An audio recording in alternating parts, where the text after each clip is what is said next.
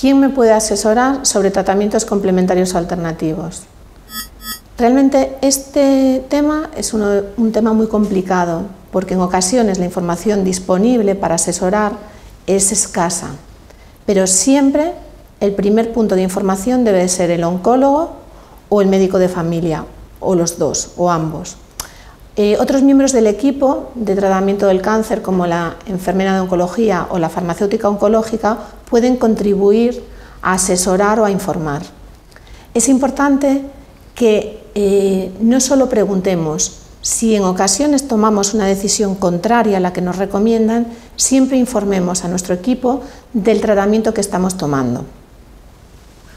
En ocasiones la información a la que tenemos acceso puede ser una información manipuladora o que nos conduce a conclusiones equivocadas.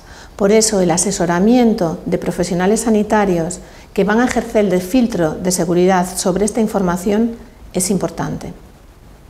Es importante acceder a información de calidad en Internet. Existe una base de datos, la del Sloan, que estudia los tratamientos complementarios y alternativos desde el punto de vista del paciente oncológico.